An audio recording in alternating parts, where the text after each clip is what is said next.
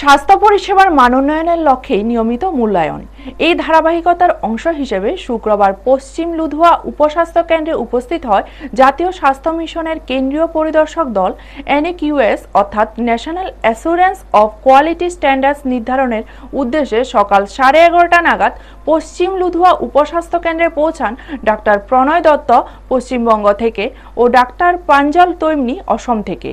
উপস্বাস্থ্য কেন্দ্রে পৌঁছালে তাদের স্বাগত জানান ডাক্তার শৌমিক হাজরার নেতৃত্বে CSO ও আশাকর্মীরা। পরিদর্শক দলকে উপস্বাস্থ্য কেন্দ্রের কনফারেন্স হলে নিয়ে যাওয়া হয়। সেখানে আনুষ্ঠানিক সূচনা হিসেবে 2 চিকিৎসক 2টি গাছ রোপণ করেন।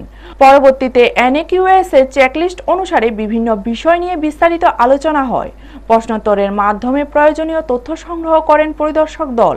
চিকিৎসার পরিষেবার মান, পরিকাঠামো, নথিপত্র ও সামগ্রিক স্বাস্থ্য ব্যবস্থা খতিয়ে দেখা হয়। এদিন সংবাদ মাধ্যমের মুখোমুখি হয়ে ডাক্তার শৌমিক হাজরা জানান, প্রতি বছর জাতীয় স্বাস্থ্য মিশনের পক্ষ থেকে হাসপাতাল, উপস্বাস্থ্য কেন্দ্র ও স্বাস্থ্য কেন্দ্রগুলিতে মান নির্ধারণের জন্য কেন্দ্রীয় পরিদর্শক দল আসে। সেই কর্মসূচির অংশ হিসেবে শুক্রবার পশ্চিম লুধুয়া উপস্বাস্থ্য কেন্দ্র পরিদর্শনে আসেন 2 চিকিৎসক। এই পরিদর্শনের মাধ্যমে স্বাস্থ্য পরিষেবার মান আরও উন্নত হবে বলেই আশা সংশ্লিষ্ট মহলের।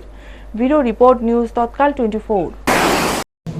আজ পশ্চিম লুধুয়া আয়ুষ্মান আরোগ্য মন্দিরে আমাদের সাবরুম মহকুমা স্বাস্থ্য দপ্তরের অধীনস্থ এই জায়গায় আজকে ন্যাশনাল কোয়ালিটি অ্যাসুরেন্স স্ট্যান্ডার্ডের পর্যবেক্ষক টিম এখানে উপস্থিত হয়েছেন এবং এই কোয়ালিটি অ্যাসুরেন্স স্ট্যান্ডার্ডের উন্নতির মাধ্যমে আমরা আমাদের গ্রামীণ স্বাস্থ্য ব্যবস্থাকে উন্নতির শিখরে পৌঁছে নিয়ে যেতে চাই।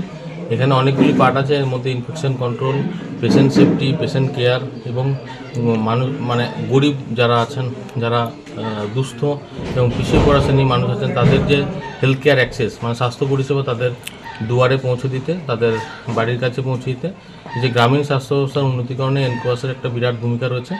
তাই NAQS স্ট্যান্ডার্ড এই সেন্টার মেনটেন করতে পারছি কিনা তারই পর্যবেক্ষণে আমাদের এই পর্যবেক্ষণ দল আমাদের রাজ্যের বাইরে থেকে যারা এসেছেন তারা আজকে অ্যাসেসমেন্ট করছে।